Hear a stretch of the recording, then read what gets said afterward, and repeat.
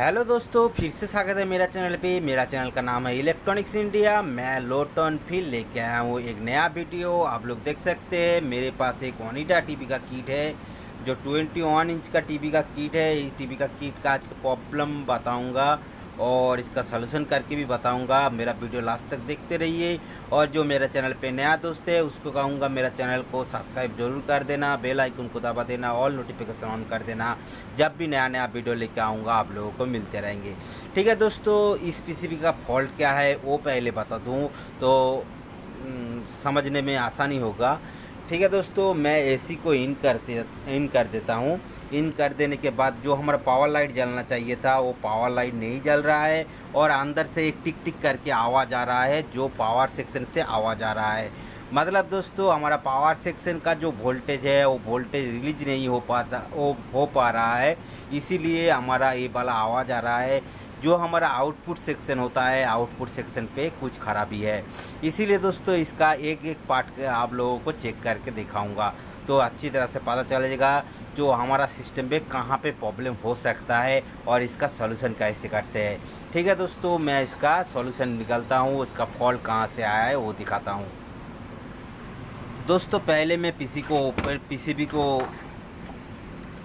पलट लूँगा और मैं क्या दिखाऊंगा। ये जो हमारा पावर सेक्शन होता है, ये वाला जो हमारा पावर सेक्शन होता है, पावर सेक्शन से जो हमारा वोल्टेज रिलीज करता है वो वाला वोल्टेज हमारा सही नहीं निकलेगा तो हमारा इस वाला प्रॉब्लम हो सकता है।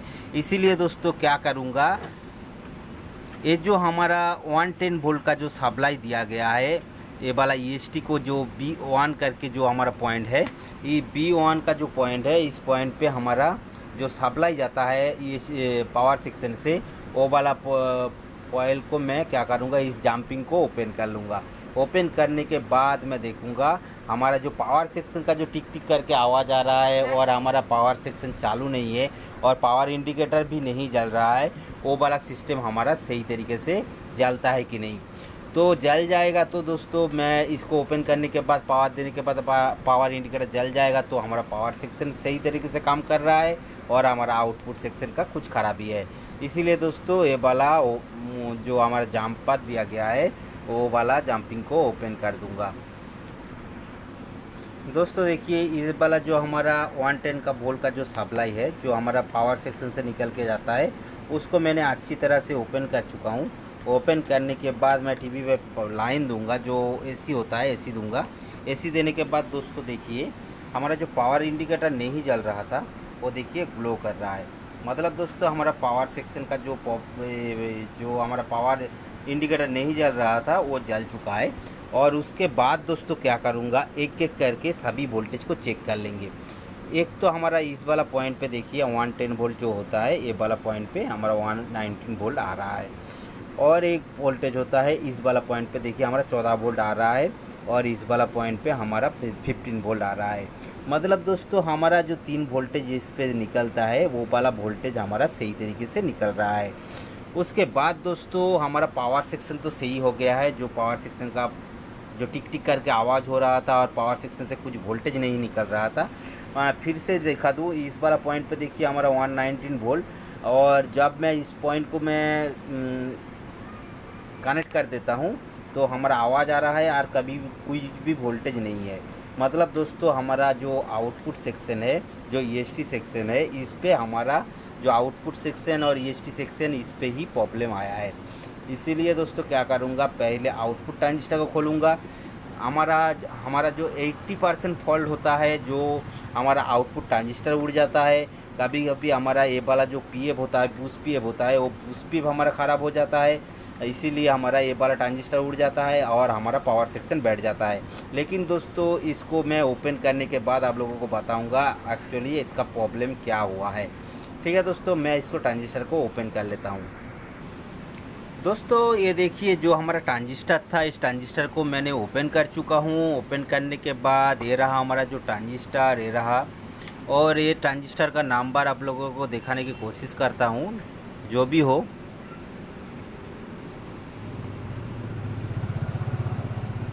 इसका नंबर है दोस्तों MID 2103 DFX, इसका नंबर है। मतलब हमारा 2103 का ट्रांजिस्टर है। और इस ट्रांजिस्टर का जो जो हमारा आउटपुट उड़ जाता है, तो ये ट्रांजिस्टर उड़ जाता है तो ये वाला प्रॉब्लम आता है। लेकिन दोस्तों मैं मीटर को कंटिन्यूटी पे रख लिया हूँ, और रखने के बाद दोस्तों जब मैं इसको चेक करता हूँ तो ये वाला ट्रांजिस्टर हमारा शॉर्टेज नहीं बोल रहा है। मतलब दोस्तों हमारा ये ट्रांजिस्टर अभी तक सही है, लेकिन दोस्तों हमारा पूरी तरह से वोल्टेज को शॉर्टेज करके बैठा देता है। ये वाला ट्रांजिस्टर सही है और कोई पार्ट्स ख़राब है। इसीलिए दोस्तों क्या करूँगा, मैं क्वांटिटी पे रख के मीटर को मैं एक एक चीज़ को चेक कर लूँगा। जैसे ये वाला हमारा ग्राउंड है, ये वाला जो पिन हमारा ग्राउंड है, ग्राउंड से कनेक्ट कर लूँगा। और कनेक्ट करने के बाद हमारा जो बी प्लस का जो पॉइंट है, देखिए हमारा जो जो बी प्लस इन होता है, ये वाला जो हमारा 110 वोल्ट जो हमारा कनेक्ट होता है EST से, वो वाला पॉइंट हमारा शॉर्टेज अभी तक दिखा रहा है। मतलब दोस्तों हमारा अभी तक शॉर्टेज नहीं आउट हुआ। और जो हमारा पावर सेक्शन से 110 वोल्ट यहाँ पे तैयार होता है, वो वाला पॉइंट पे देखिए हमारा कोई भी शॉर्टेज नहीं है, लेकिन इस वाला पॉइंट पे हमारा शॉर्ट दिखा रहा है। एक तो दोस्तों हमारा EST ख़राब हो सकता है, और ये वाला जो हमारा PF दिया गया है, ये PF भी ख़राब हो सकता है। इसीलिए दोस्तों क्या करूँगा, ये तो ग्राउंड से हमारा कनेक्शन है, इसीलिए क्या करूँगा, ये जो हमारा PF है, PF को हटा दूँगा। ओपन करने से पता चल जाएगा हमारा ये वाला PF ख़राब है या हमारा EST ख़राब है। ठीक है, मैं इसको PF को ओपन करके आप लोगों को दिखाता हूँ। दोस्तों मैंने ये वाला जो PF था, वो PF को मैंने ओपन कर चुका हूँ। ये देखिए मैं PF को ओपन कर चुका हूँ। और ओपन करने के बाद ये रहा हमारा PF। जो PF का नंबर आप लोगों को दिखाने की कोशिश करता हूँ, 822C 1600 वोल्ट का PF है, 822C 1600 वोल्ट। इस PF को मैं चेक करूँगा तो अच्छी तरह से पता चल जाएगा हमारा कहाँ पे प्रॉब्लम है, जो हमारा PF का प्रॉब्लम है या हमारा PCB पे कुछ प्रॉब्लम है। मैं क्या करूँगा, क्वांटिटी पे रख के मीटर को क्वांटिटी पे रख लूँगा। रखने के बाद मैं इसको अच्छी तरह से चेक करूँगा। दोस्तों देखिए हमारा PF पे कोई शॉर्टेज नहीं दिखा रहा है। मतलब ये वाला पॉइंट पे देखिए शॉर्टेज है, लेकिन हमारा जो PF पे कोई भी शॉर्टेज नहीं है। मतलब अभी तक हमारा शॉर्टेज जो था वो शॉर्ट अभी तक नहीं काटा। और जब तक मेरा ये वाला जो शॉर्टेज है वो शॉर्टेज नहीं हटेगा तो हमारा PCB तैयार नहीं होगा और हमारा EST भी चालू नहीं होगा। इसीलिए इस वाला प्रॉब्लम के लिए मैं क्या करूँगा, हमारा सभी पॉइंट को ओपन कर चुका हूँ। जो हमारा 110 वोल्ट का, जो हमारा बूस्ट PF का तो ओपन कर चुका हूँ, तब भी ये वाला पॉइंट पे हमारा शॉर्ट दिखा रहा है। लेकिन दोस्तों एक चीज़ गौर कीजिए, हमारा पूरी सिस्टम पे शॉर्ट दिखा रहा है। जो हमारा हाई सिंक पॉइंट पे जो बूस्ट ट्रांजिस्टर पे शॉर्ट दिखा रहा है, जो हमारा B प्लस पे शॉर्ट दिखा रहा है, 200 वोल्ट पे भी शॉर्ट दिखा रहा है, और जो हमारा हीटर है हीटर पे भी शॉर्ट दिखा रहा है, और जो हमारा फिलामेंट है फिलामेंट पे भी शॉर्ट दिखा रहा है। मतलब हमारा सभी वोल्ट पॉइंट पे भी अभी तक हमारा शॉर्टेज है। जो ABL पॉइंट वो छोड़ के सभी पॉइंट पे हमारा शॉर्ट दिखा रहा है। मतलब हमारा EST भी हमारा जो हमारा EST होता है, EST भी हमारा EST ख़राब हो सकता है। मतलब कभी कभी हमारा EST कॉयल अंदर से जो कॉयल होता है वो कॉयल हमारा शॉर्ट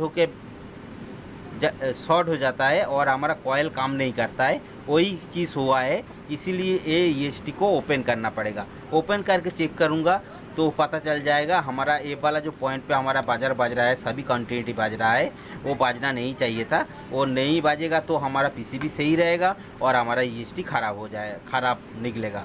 ठीक है, मैं EST को ओपन कर लेता हूँ। दोस्तों मैंने EST को ओपन कर चुका हूँ। ओपन करने के बाद जो हमारा शॉर्टेज था वो शॉर्टेज को चेक करेंगे। तो जो हमारा ग्राउंड पे एक कनेक्शन दे देता हूँ, और ग्राउंड से बाद मैं क्या करूँगा, इस वाला पॉइंट पे चेक करूँगा। देखिए दोस्तों हमारा क्वांटिटी अभी बाज नहीं रहा है। मतलब दोस्तों हमारा जो क्वांटिटी पे मीटर बाज रहा था, ये ग्राउंड है, ग्राउंड से कनेक्टेड है, और सभी पॉइंट पे हमारा कोई भी क्वांटिटी नहीं आ रहा है।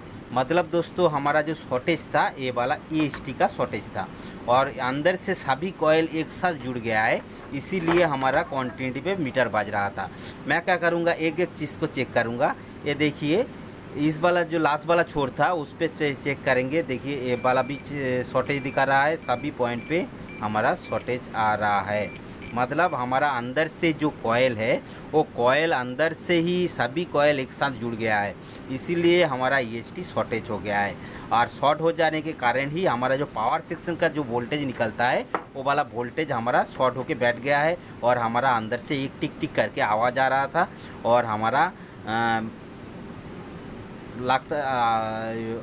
हमारा टीवी चालू नहीं हो पा रहा था।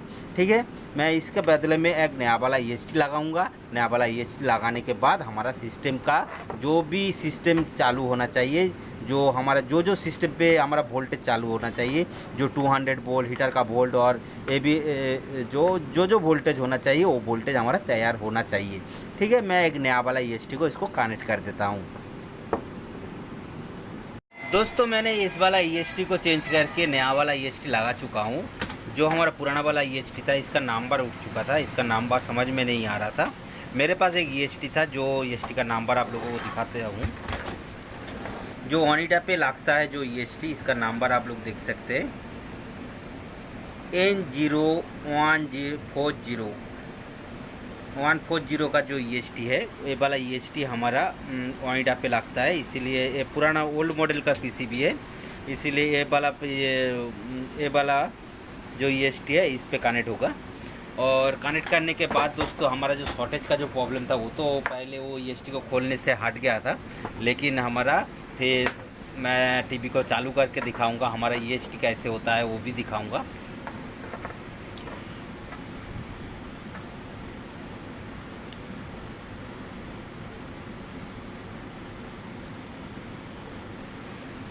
दोस्तों मैं टीवी को पहले पावर दूंगा। पावर देने के बाद दोस्तों देखिए हमारा पावर इंडिकेटर जल रहा है, मतलब हमारा पावर AC का जो इंडिकेटर है जो वो जल रहा है। जलने के बाद दोस्तों क्या करूँगा, हमारा जो रिमोट है, टीवी का जो रिमोट है, रिमोट से इसका पावर ऑन कर दूँगा। ऑन कर देने से हमारा टीवी स्टार्टिंग ले लेगा, और स्टार्टिंग होने के बाद हमारा पिक्चर आना चाहिए।